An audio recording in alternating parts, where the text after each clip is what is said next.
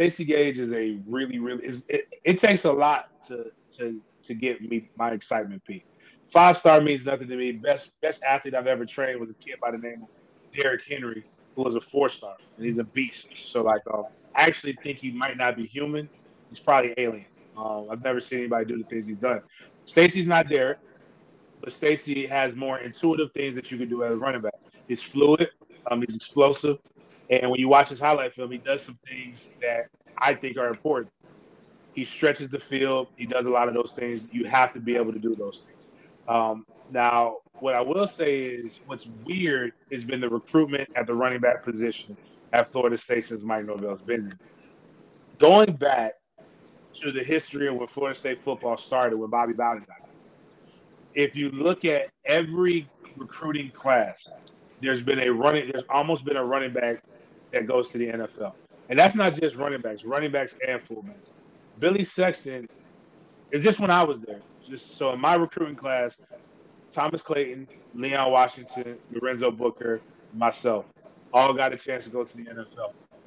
B.J. Dean was in training camp with the Baltimore Ravens. Greg Jones was in there. Willie Reed was in there. Nick Maddox was in there. Anton Smith was in our running back room. That's in a period of 4 to 5 years. And that's going. And if you go back, you got Travis Minor. You got a ton of after that. Really probably could have been the greatest running back of all time had he not kept getting injured. Running back from out of Madison County. Is it Chris Thompson? Chris Thompson, amazing running back. It's wild that we've had that string of success of guys going to the NFL. And then when you look at Mike Norvell currently has a running back on every team in the NFC East. He's the only coach that can say that. And the fact that we haven't landed a top running back is just asinine. Outside of Lawrence Toafili, but Lawrence Toafili was, in theory, a commit under Willie Taggart. So, but outside of that, we haven't had a name that FSU fans can just fall in love with and be like, man, we got that. But if they get Gage, that's an immediate guy that's coming in and taking reps as a freshman in 24. Why is that? And I talked a little bit about this before. Warwick Dunn, my favorite Florida State player of all time, wasn't a 5-star, wasn't the top running back in the class. Like the names you mentioned, I would argue probably Lorenzo Booker was probably the highest rated running back recruit to come to Florida State. Why is that? Why has Florida State kind of never been able to get that top running back in the class? Is it just because the offensive structure? What do you think it is? I think it's name brand recognition and the coolness factor. A guy who doesn't get enough credit as a coach, and I'll give him his flowers while he's alive, is my position coach and Billy Sexton. Billy Sexton could come in and tell you that I've been here for, I think when I came in, he was there for 14 years at that point. Mm-hmm. He was just, look, you want to play James, we're going to take you from linebacker and give you a chance to play fullback. You want to know how it works with fullback? You can't go to the league at fullback. William Floyd, Pooh Bear Williams, Dane Williams. You got he just went through Mary, but he just went through the names of these lists, and I'm like, well, god dang, maybe I can go to the NFL playing fullback. So we haven't done that, but we also haven't had. I think David Johnson was the last cat, and then even with Dalvin Cook, Tim Brewster was when Tim Brewster was hot and heavy in recruiting. We got to get Yak just hasn't been able to prove Yak yet, and I think a lot of that comes through with the rumors that Yak is really a wide receivers coach, posing as a running backs coach. But I think it's just a matter of feeling that you have competent coaching and a competent game plan.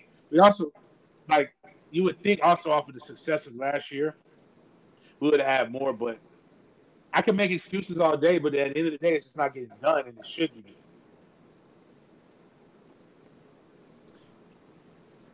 So the winning and the recruiting obviously go hand in hand. So that's been a difficult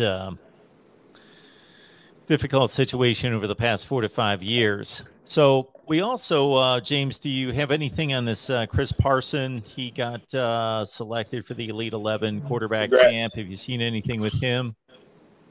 Actually, not trying to make my relationship seem bigger than what it really is, but I texted him yesterday and told him congratulations on the Elite 11. I'm trying to get an interview with him. I like to talk to these guys just as an OG, as the term says, or as Unc now. Nobody says old head; they call you uncle now. Just as the process is going, he's an extremely talented quarterback, an extremely talented prospect. I think what hurts recruiting too with Florida State, kind of to make it a two-prong answer, is we're so freaking jaded and shell-shocked from the recruiting process and people kind of shunning us that anything we just make more than what it was. And Chris is looking at other schools. We're looking at other quarterbacks, which you should. Both parties should make sure they're sure before they jump the broom. And it's no different than Crownhawk. Crownhawk has announced all kinds of offers, and that's our 24 class quarterback committee at 24. And the funny story about that is Luke's such a good kid, and Chris is very similar too. Luke literally calls them every time he gets an offer and says, "Hey, is it okay if I post this?" And you know why it's okay to them? Because the more offers you get, the higher you get rated, the more prestige you get. And you know what that does for their recruiting class? It boosts the recruiting class. It makes more people want. Recruiting and dating are the same thing. Nobody wants somebody who everybody doesn't want. You know what happens if nobody wants you? You're ugly. And if you're ugly, that means anybody can get you. You're not. I have a great personality. Since you were married, somebody wanted you, and you're sexy. You've been working out, so thanks, you're getting that snapback body. But I get my swag back. That's the thing that FSU fans got to chill out. Like, if nobody wants our quarterback, it means our quarterback's not any good. And I know a lot of people who follow recruiting and are on the internet don't have a lot of luck in that aspect of their life too. But I'm just letting you know, if your girlfriend's fine, other guys gonna want your girlfriend. Like, you can't fight everybody now. It's part of her being fine. And ladies that listen to this show, if you got a guy who works out a lot, got a little bit of money, and he's handsome and he smells good, guess what's gonna happen? Other ladies gonna like what you like too. So, and the more you love on them, the more people gonna want them too, because you're gonna show all the good attributes. Jason Osborne. First of all, great first name. Second of all, you are correct. I was wrong. Travis Minor was the top-rated recruit. I thought you said Warwick Dunn. No, Warwick Dunn was not, but Travis Minor was. So okay. I apologize. I don't want to defame the former Nolan, the former Dolphin. I apologize, Travis. You were right, Jason. I was wrong. Life lessons coming in from Big Game James. So we appreciate him being here for more than just football. So remember that.